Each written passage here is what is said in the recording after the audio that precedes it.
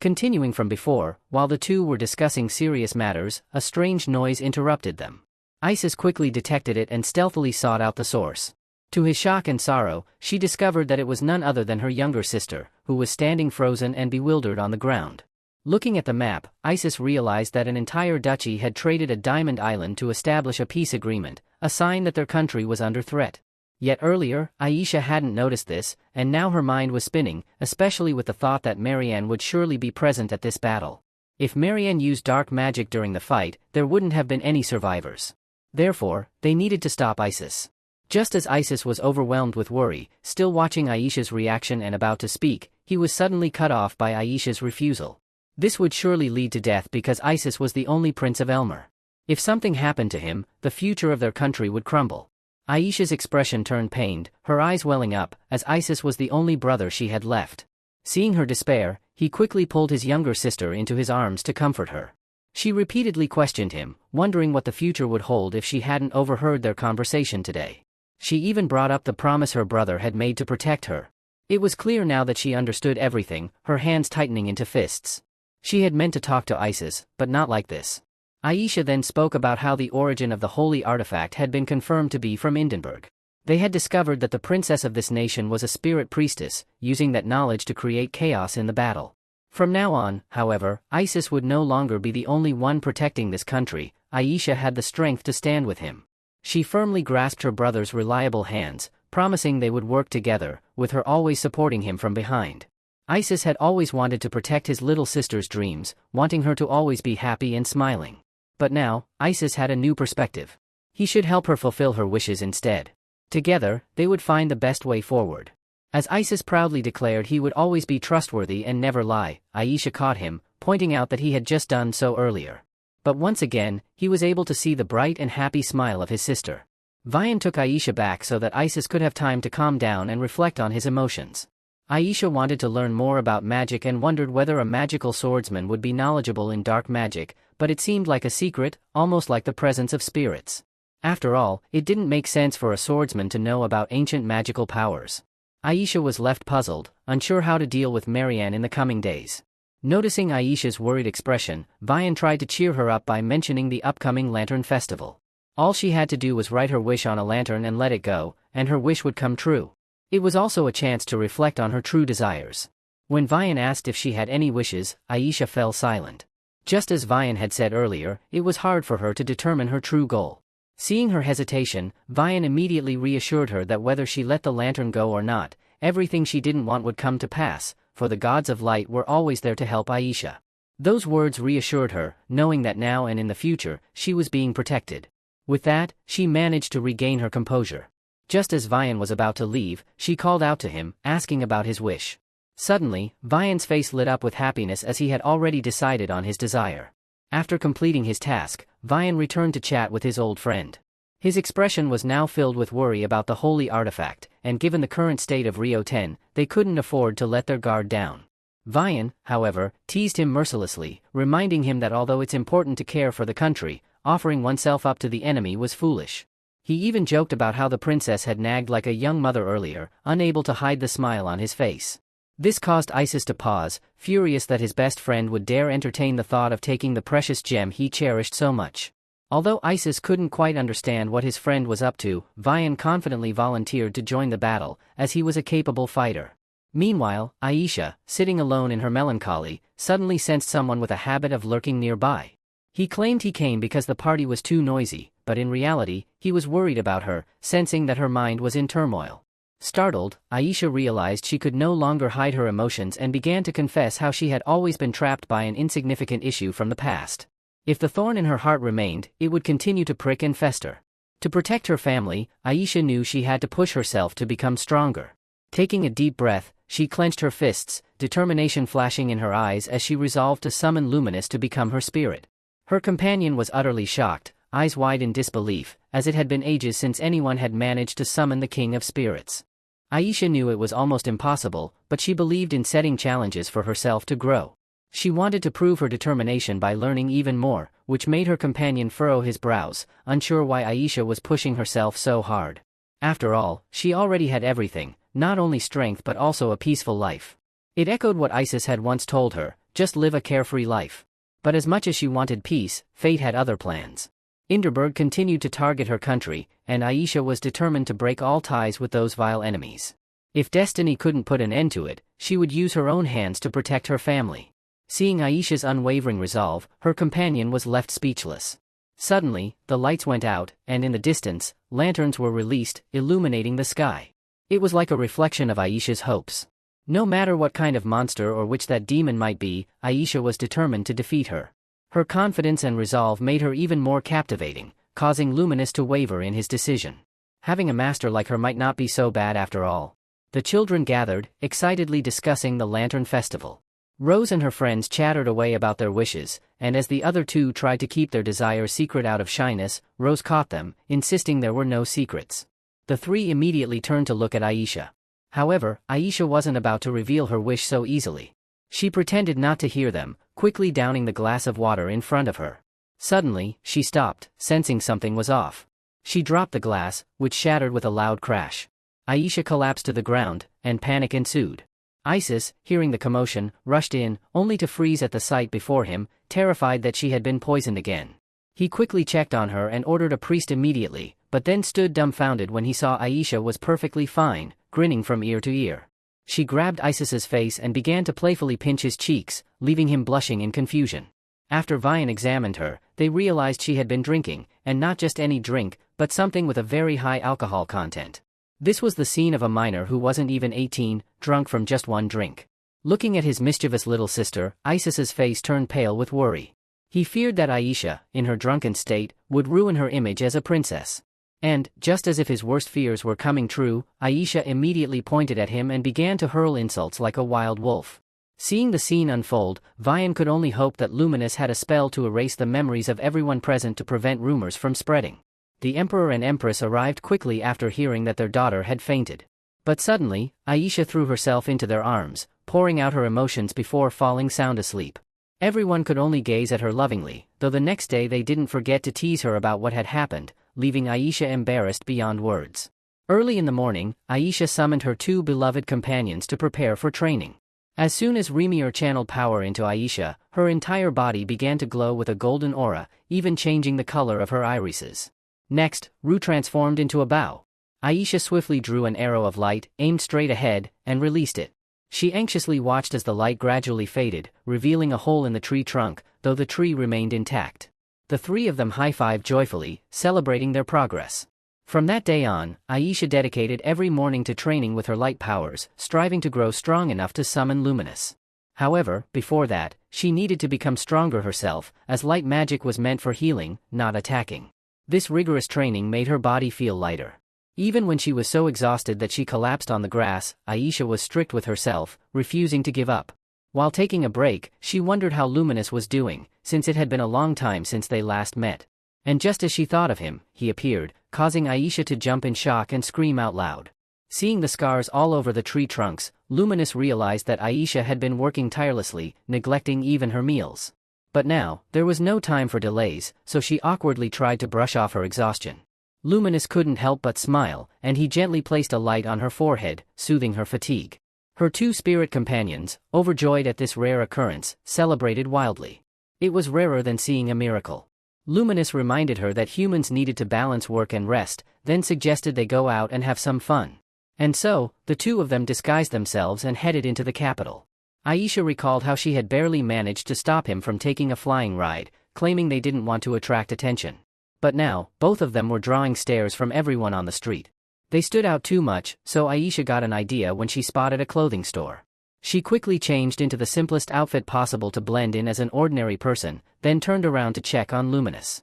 Not only had he changed clothes, but he'd also changed his hairstyle. It was the first time he'd done something like this, and Luminous felt embarrassed, but his handsome appearance made the women nearby swoon. No matter what he wore, his face was simply too striking. Even though Aisha tried to cover for him, Luminous kept pulling his hood down, making her nervous as she glanced around, only to find that nothing had happened. He had cast a spell to make them less noticeable. If he could do that, why didn't he do it from the start? Aisha wondered, but his expression showed he didn't care. As they continued walking, they saw a group of children excitedly gathering ahead. Aisha's curiosity got the better of her, and she ran over with a bright smile. Luminous couldn't help but smile too, seeing Aisha's childlike excitement. When they passed by a store window, he paused for a moment, admiring his reflection, surprised at how good he looked. Meanwhile, the crowd had gathered to watch a play about Aisha's life, leaving her frozen in place, horrified. She couldn't believe her story had become a play for others to watch. She was so embarrassed she wished she could disappear into a hole. The people here adored her, and Luminous teased her about how popular she was. Suddenly, Aisha caught a whiff of something delicious. She approached a food stall selling grilled skewers that looked mouth-watering. Upon hearing that one skewer cost a silver coin, she hesitated. The vendor thought Aisha was trying to haggle, but that wasn't the case at all. The problem was she only had a gold coin, and one gold coin was worth 50 silver coins. Just then, Aisha noticed a young boy nearby, staring longingly at the food, licking his lips. He had been here many times before, as the vendor had already shooed him away. Seeing the boy blush with embarrassment, Aisha came up with an idea. When Aisha mentioned she only had a gold coin, the vendor was startled, explaining she didn't have enough change for that amount. So, Aisha decided to buy 50 skewers with the gold coin. Of course, she and Luminous couldn't possibly eat them all, so Aisha asked the boy if he could help them out by eating a few skewers. The boy's face lit up with joy at the unexpected offer. But even after the three of them ate, there were still skewers left, so the boy hesitantly mentioned that he had a younger sibling at home who could help eat as well. He shyly invited Aisha to his home, and when she agreed, the boy's eyes sparkled with excitement. The three of them began to walk down an alley, which grew more and more deserted the further they went. Aisha, already exhausted and sweating, reached up to wipe her brow, accidentally causing one of her earrings to fall. At the same time, outside the alley, some guards were searching for something, while in the shadows of the alley, someone was hiding, trying to avoid the guards. This person happened to find the earrings Aisha had just dropped. Eventually, they arrived at their destination. As soon as they stepped into the house, a small child rushed over to hug the boy they were with, who excitedly boasted about the delicious food they'd have that day. Watching the children play and laugh filled Aisha with joy. But suddenly, a voice cut through the happiness. One of the kids in the house, more wary than the others, questioned Aisha's generosity. He doubted her intentions, believing no one would give something for nothing in return. Seeing this, Aisha explained that she had no ulterior motives, she had simply bought too much food and wanted to share it. However, this only deepened the boy's suspicion. He refused the food and even told them to leave, but before he could keep up his tough facade, his stomach let out a loud growl of hunger. The purple-haired girl standing beside him teased him, saying, "You're hungry but still acting all tough?" The brown-haired boy, clearly tempted by the food, couldn't resist any longer. She quickly grabbed a bite, and the taste was so delicious that tears welled up in his eyes. The purple-haired girl kept teasing, telling him, "Your pride isn't going to feed you, you know." Just as the boy was about to argue back, she shoved a sausage into his mouth. Though he wanted to maintain his pride, the moment he bit into the food, he surrendered, chewing away, frustrated with his lack of resolve. The sight made everyone laugh. Looking around, Aisha noticed how sparse and run-down the house was, lacking even the necessities for living. Seeing her expression, the black-haired boy explained, "This is just an abandoned house. We're all orphans who found each other and now live together like a family." Before Aisha could ask further about their living conditions, the brown-haired boy interrupted, clearly aware that nobles usually had ulterior motives and were just curious to see how the poor managed to survive. His words were blunt, and the other two tried to stop him, but they couldn't curb his sharp tongue. The brown-haired boy continued, saying he didn't need anyone's pity. He could manage just fine on his own. "Everyone is the same," he said, "except some people are just born into better circumstances." His words cut deep, reminding Aisha of her past with Marianne, who had once harbored resentment towards her. Marianne had been brought to the royal palace, alone and vulnerable, and Aisha, feeling sorry for her, had unwittingly pushed her into a desperate situation. Only now did Aisha truly understand the depth of Marianne's feelings. But what Aisha felt for these children, and for Marianne, was not just sympathy or pity. It was love. Realizing that staying would only perpetuate their misunderstanding, Aisha decided to leave, allowing the children to enjoy their meal in peace. As she reached the door, Luminous, noticing the rebellious attitude of the brown-haired boy, offered him some advice. People often miss the opportunities they have to correct their mistakes. As Aisha and Luminous walked away, the boy finally mustered the courage to call out after them. But as he moved, the house, being old and unstable, caused a hanging lantern to fall. Everyone froze in shock, but before the lantern could hurt anyone, the brown-haired boy was saved by a mysterious figure, the man the guards had been chasing. The children rushed over, panicked, but after checking that the boy was unharmed, they turned to the stranger. The man explained that he had come to return an earring, having found it in the alley earlier. He admitted he'd been curious as to why such a valuable item had been there.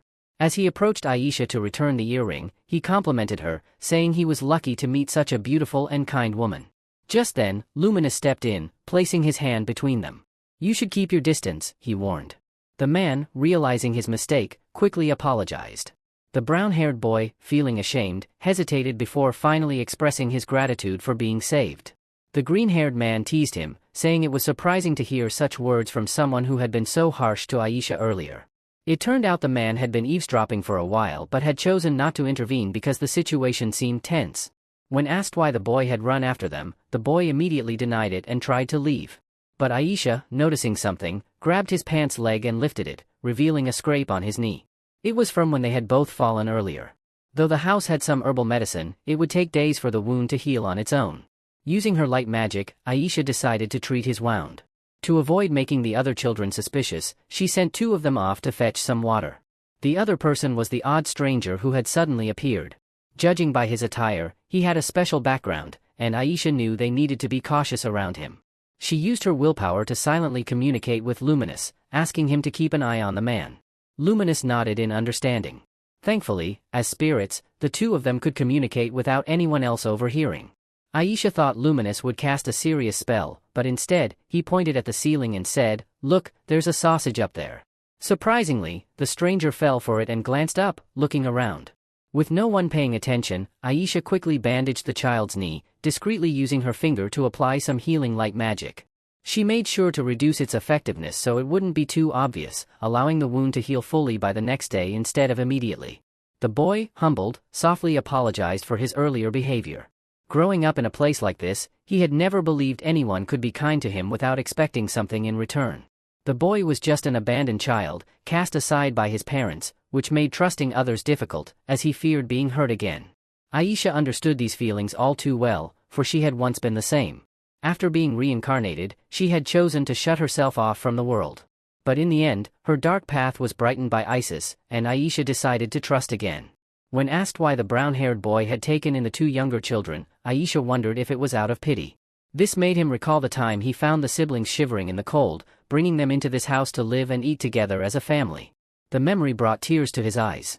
Just then, the 2 younger children rushed in to hug their teary-eyed brother. The emotional scene warmed Aisha's heart, but suddenly, the stranger popped his head in to remind them that it was raining and they needed to bring in the laundry. In the end, they managed to gather the soaked clothes, all the while Luminous and Aisha stood silently, watching the rain. Out of the blue, Luminous asked a startling question, whether Aisha could stop the rain. Of course, that wasn't possible, but Luminous was right in a way. After all, as the Spirit King, his powers were said to be able to alter both day and night, so a little rain would be nothing. Aisha realized that being around him for so long had made her forget that they came from different worlds. Suddenly, the purple-haired girl dashed outside, followed by the brown-haired boy, both of them laughing and playing in the rain without a care. Watching this, Aisha was once again reminded that no matter how long Luminous stayed in the human world, he would always remain the Spirit King. After hearing Luminous express how much he had enjoyed today's trip, saying it was full of new and interesting sights, Aisha couldn't resist grabbing his hand and pulling him out into the rain with her. This was a completely new experience for Luminous, but seeing Aisha's beaming smile, he couldn't help but smile brightly himself.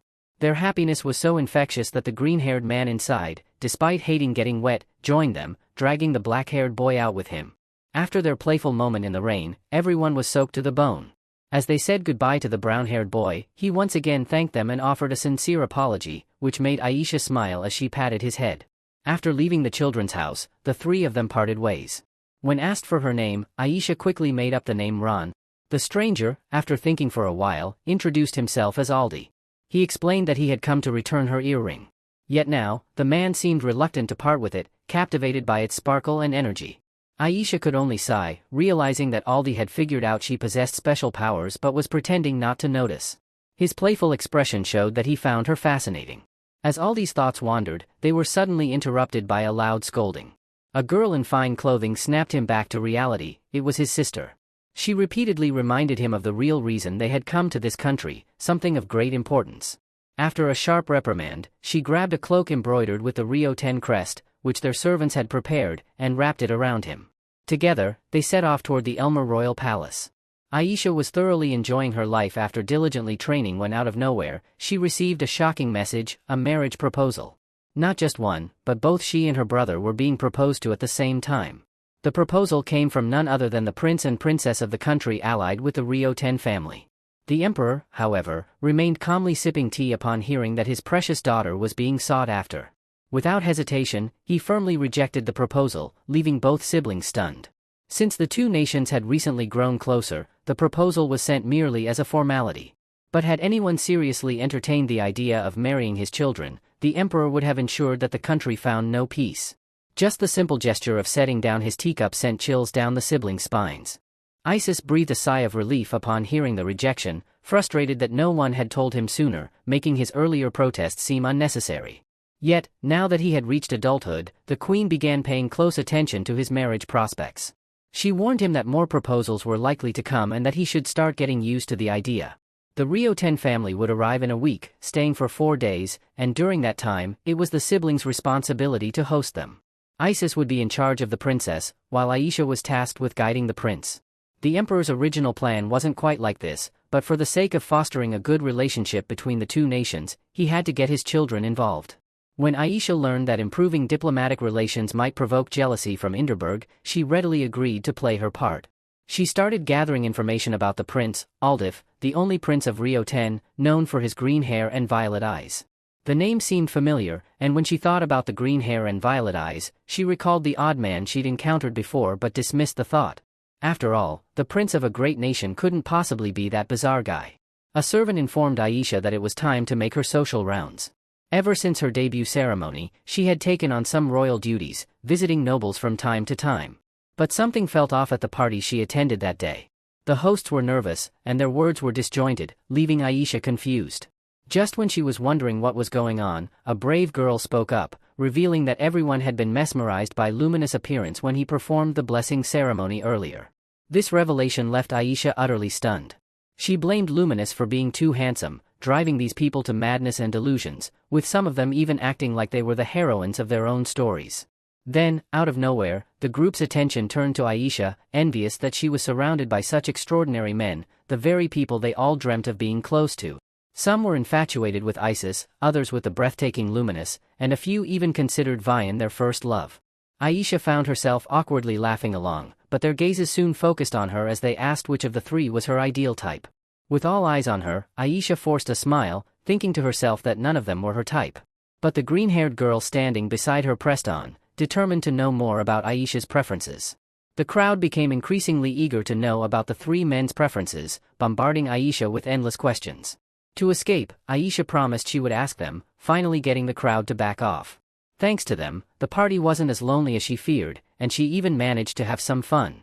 But as soon as she got into the carriage to leave, she felt utterly exhausted, burdened by all the trouble she'd gotten herself into. Asking Isis and Vian about their ideal type would be easy enough, but figuring out how to broach the subject with Luminous left her at a loss. Just as she arrived back at the palace, there was a sudden disturbance. The Ryo-10 delegation had arrived earlier than expected and urgently requested to meet with Aisha. Puzzled by their haste, she went to greet them, only to stop in her tracks when she saw the green-haired prince. There was no mistaking it, this was the same man she had met on the street. Seeing Aldif now revealed as the prince shocked Aisha. She led him to a room to offer tea, constantly observing him to make sure she wasn't confusing the dignified prince with the eccentric man she had encountered before.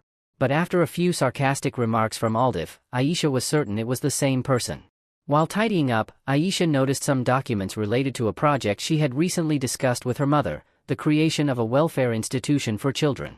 When she mentioned this to Aldif, he was surprised.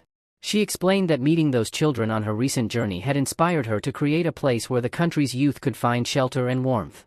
The project had been approved, thanks to the Queen's support, and everything was proceeding smoothly.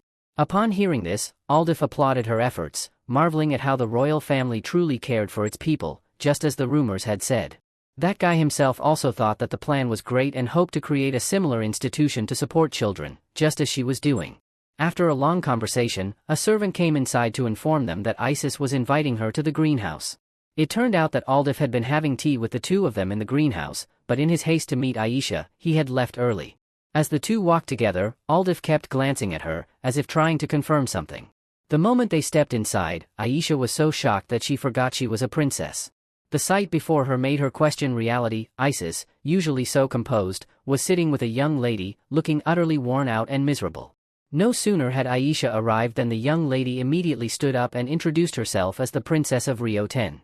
Her exuberant, hearty laughter made Aisha feel like she could hear Isis silently crying for help, even though they didn't have telepathic abilities. The princess kept showering Aisha with compliments about her beauty. The two siblings were unmistakably related, so in sync that their wild antics left Aisha astonished. Were they hyperactive or something? Suddenly, after barely sitting down, the princess removed her outer cloak, complaining of the heat, but Aisha, without intending to pry, could see the goosebumps on her skin from the cold. It was obvious, this was a blatant attempt to seduce Isis. Aisha turned to find that Aldif, who was pouring her tea, had an oddly dazzling expression on his face. Wasn't the engagement already cancelled? Yet, the assault was relentless. It made sense, though. A century ago, the Prince of Elmer had left to pursue great ambitions, only to be crushed by Inderberg, leaving the country unable to rise. Now, they sought to rely on Elmer once again. If the princess could marry Crown Prince Isis or even Aisha, they would gain a strong ally. Isis could no longer tolerate it and promptly asked the guests to leave, using the excuse that they must be tired from their long journey and needed to rest. Even though the princess initially refused, Aldif quickly convinced her to prepare for the evening banquet. As they left, Isis maintained his professional smile, but the moment they were out of sight, he collapsed in exhaustion. This was his first encounter with someone so hyperactive, and it drained him completely. Seeing that her brother didn't seem too fond of the princess, Aisha, remembering her promise, cautiously asked about his ideal type. Out of nowhere, being asked about his ideal partner left Isis completely dumbfounded. Aisha, however, found the topic amusing, especially when she saw her brother's serious face quickly turn into one of disbelief. He confirmed his surprise by looking at Aisha, whose face was now darkening with realization. Her little sister was growing up. But suddenly, Isis recalled something important and asked Aisha about Luminous' expression at the summer solstice banquet. Had they met again after that?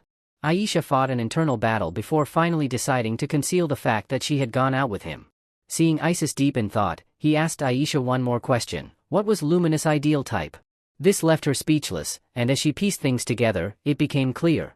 This wasn't a rivalry, but something more, love born out of clashing personalities. The image of the two confessing their feelings at sunset horrified Aisha, who immediately rejected the thought. No matter how handsome Luminous was, she couldn't bear the idea that he might have turned her brother. The thought of Isis having romantic feelings for Luminous made her face pale. Once the two calmed down, Aisha clarified that she was only asking on behalf of the nobles, not for herself. She couldn't understand why she had imagined the two, who acted like cats and dogs, falling for each other. After all, Luminous was now the high priest, and they only interacted because of work. There was no way Isis would choose to hang out with someone like him. From what Aisha knew, Isis had been close with Vian since childhood and was well aware of his preferences, someone decent and mature, just like Vian's personality. As for Isis, though he hadn't given much thought to the matter, he started listing countless traits of what he wanted in a queen. But upon reflection, Aisha realized that these expectations were reasonable. Her brother was quite the refined man. As Aisha and the queen finished their meeting, they discussed the tea gathering with the Rio 10 siblings. Aisha vented about how, even though the engagement was declined, they were still pressing hard, making her feel pale with dread. Imagining Isis being dragged around by the overly energetic princess made her oppose the match fiercely. However, the queen couldn't grant her wish, as she only had the authority to reject Aisha's marriage, but Isis' future was up to him. Hearing this, Aisha's face fell, but she still held out hope that one day, Isis would have a happy family.